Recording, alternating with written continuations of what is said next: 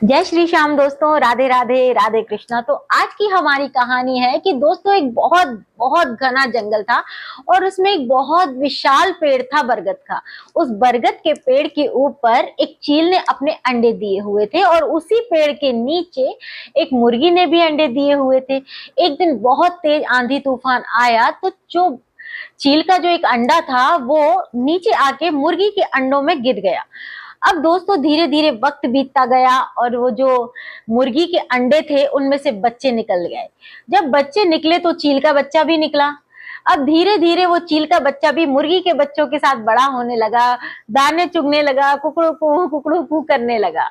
एक दिन उस बच्चे की निगाह आसमान में गई तो उसने क्या देखा कि एक बड़ा सा विशाल सा पक्षी आसमान को चीरता हुआ बहुत तेजी से उड़ता हुआ चला आ रहा है। उसने अपनी माँ से पूछा, नीचे मुर्गी माँ से पूछा कि माँ, ये कौन सा पक्षी है जो आसमान को ऐसे चीरता हुआ उड़ता चला आ रहा है? तो उसकी माँ ने उसे बताया कि बेटा ये चील है, ये आसमान की रानी है और ऐसी उड़ान कोई नहीं उड़ सकता। तो उस बच्चे ने कहा, क्या मैं ऐसी उड़ान कभी नहीं उड़ सकता इसकी तरह? तो उसने बोला, उसकी माँ ने, कि नहीं बेटा, तुम एक मुर्गे हो और तुम्हारी दुनिया सिर्फ इस जमीन तक ही सीमित है। तुम बस यहीं उड़ सकते हो, यहीं खेल कूद सकते हो। बच्चे ने मान ली ये बात। उस दिन का दिन कि बच्चे ने पलट के कभी आसमान की तरफ नहीं देखा क्योंकि उसकी माँ ने उसे उसकी पहचान बता दी थी। अब वो ऐसे ही बड़ा होता रहा, दाना चुगता रहा, कुकड़ू कू करता रहा और धीरे धीरे बड़ा हुआ हुआ वो मर गया बिना उड़ान उड़े ही। फिर दोस्तों, आपको ये कहानी क्या सिखाती है मुझे नहीं पता, लेकिन मैं आपको बताती हूँ कि ये कहानी हमें क्या सिखाती है। ये कहानी हमें सिखाती है कि तो दोस्तों ये कहानी हमें सिखाती है कि झूठ वो नहीं होता जो लोग हमसे बोलते हैं, बल्कि झूठ वो होता है जिसे हम मान लेते हैं। पहचान वो नहीं होती जो लोग हमें देते हैं, पहचान वो होती है जिसे हम खुद बनाते हैं। दोस्तों, बहादुर वो होते हैं जो हार सामने देखकर भी ना कभी मैदान नहीं छोड़ते। तो अगली बार अगर कोई आपको किसी काम को करने से रोके या आपकी सीमाएं वो आपको बताए और आपकी सीमाएं वो तय करे, तो एक बार आसमान की तरफ जरूर देख लेना। क्या पता आप भी उड़ने के लिए ही बने हो, है ना? राधे राधे। अब दूसरी कहानी भी सुनो दोस्तों। स्पेन के एक महान और बहुत ही मशहूर चित्रकार हुए हैं पाब्लो पिकासो। एक दिन पिकासो जी किसी काम से जा रहे थे, तभी एक महिला की नजर उनके ऊपर पड़ी। महिला ने जैसे ही उन्हें देखा वो उत्साह से भर गई और इतनी ज्यादा खुश हुई, इतनी ज्यादा खुश हुई, दौड़ के अपना सारा काम छोड़ के पिकासो जी की तरफ भागी। जब वो उनके पास पहुंची तो उसने कहा कि सर, मैं आपकी बहुत बड़ी फैन हूँ, बहुत बड़ी प्रशंसक हूँ। तो पिकासो जी ने उसे धन्यवाद दिया कि धन्यवाद, आप मेरी प्रशंसक हैं। तो वो महिला बोली कि सर, क्या आप मेरे लिए एक पेंटिंग बना देंगे? पिकासो जी जरूरी किसी काम से जा रहे थे तो उन्होंने कहा कि अभी तो मैं बहुत जरूरी काम से जा रहा हूँ, मेरे पास वक्त नहीं है, लेकिन अब हम जब भी मिलेंगे तो तुम्हारे लिए पेंटिंग मैं जरूर बना दूंगा। पर महिला जिद करने लगी कि नहीं, अभी बना दीजिए ना, प्लीज अभी बना दीजिए ना। अब पिकासो जी भी महिला की जिद के आगे हार गए। उन्होंने अपने बैग में से एक पेपर निकाला और एक ब्रश निकाला और उस पर कुछ रेखाएं खींचने लगे। कुछ ही सेकंड में पिकासो जी ने वो पेपर महिला को दिया और कहा कि ये लो, ये है $1,000,000 की पेंटिंग।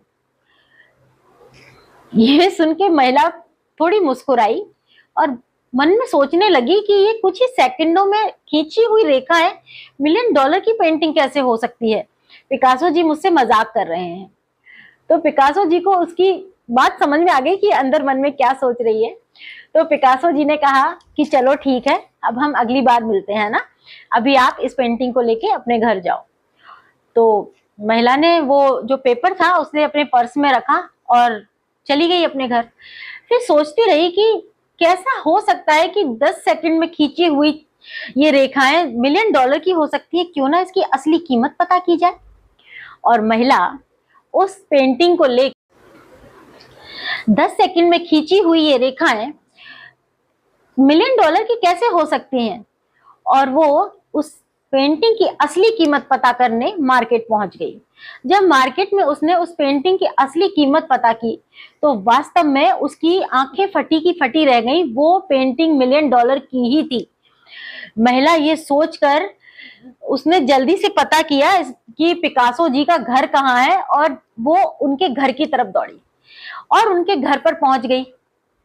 पिकासो जी ने कहा कि भाई यहाँ कैसे? तो वो बोली कि सर, आप अगर बुरा ना माने तो मुझे भी ये पेंटिंग बनाना सिखाएंगे क्या? पिकासो जी ने कहा क्यों? अचानक ऐसा क्यों कि आप इतनी 10 सेकंड के अंदर $1,000,000 की पेंटिंग बना सकते हैं, तो क्या मैं नहीं सीख सकती ये बनाना? प्लीज मुझे भी सिखा दीजिए ना। तो पिकासो जी ने कहा कि तुम्हें सिर्फ ये 10 सेकंड में रेखाएं खींची हुई लग रही है, लेकिन इन 10 सेकंड के पीछे मेरी 30 साल की मेहनत छुपी है। 30 साल मैंने मेहनत की है अपनी कला को निखारने में, कला को सीखने में और समझने में, तब जाकर मैं ये 10 सेकंड में पेंटिंग बना पाया हूं। तो दोस्तों, कहानी यही खत्म नहीं हो जाती है। हम जब भी किसी की ऊंचाइयों को देखते हैं, जब भी किसी को देखते हैं ना कि ये व्यक्ति कितना सक्सेस है, तो हमें बस यही समझ में आता है कि यार इसकी किस्मत बड़ी अच्छी है, ये तो बहुत सक्सेस है, ये तो बड़ा पैसे वाला है। लेकिन दोस्तों, उसको यहाँ तक पहुंचने में कितना वक्त लगा है, कितने संघर्ष किए हैं उसने, किन किन रास्तों से होकर गुजरा है, ये हम लोग कभी नहीं सोचते, क्योंकि हमें तो सिर्फ उसकी कामयाबी नजर आती है। तो दोस्तों, कामयाब होने का सिर्फ एक ही तरीका है, आपका धैर्य और आपकी मेहनत। इसके अलावा कोई भी शॉर्टकट कामयाब होने का नहीं होता। इसके पीछे मैं आपसे एक बात और कह दूं कि जब हम अपना YouTube, ये मेरी खुद की अपनी बात है, जब हम अपना खुद का YouTube पे चैनल बनाते हैं तो जिन लोगों को हमारे बारे में पता होता है ना, वो बार बार हमें पूछते हैं, अच्छा तो अब आपके कितने सब्सक्राइबर हुए? अच्छा तो अब आपका कितना वॉच टाइम हुआ? अच्छा तो अब आपकी अर्निंग कब शुरू होगी? पर दोस्तों, उन्हें नहीं पता कि इस कामयाबी तक पहुंचने के लिए हमें कितनी मेहनत करनी पड़ती है, अपने कितने साल लगाने पड़ते हैं हमें वहां तक पहुंचने में। और जिन लोगों की, जिन क्रिएटर्स के हम देखते हैं ना कि मिलियन में फॉलोवर्स हैं और लाखों करोड़ों की अर्निंग हो रही है यूट्यूब पे, दोस्तों उन्होंने अपना बहुत बहुत वक्त इसमें लगाया होता है ना, उनकी सालों की मेहनत होती है। एक चैनल को खड़ा करने में भी सालों लगते हैं दोस्तों, तब इंसान उस स्थान तक पहुंच पाता है, उस कामयाबी तक पहुंच पाता है और उस अर्निंग तक पहुंच पाता है ना। तो धैर्य रखो और बस मेहनत करते रहो, इससे पीछे कभी मत हटना। राधे राधे।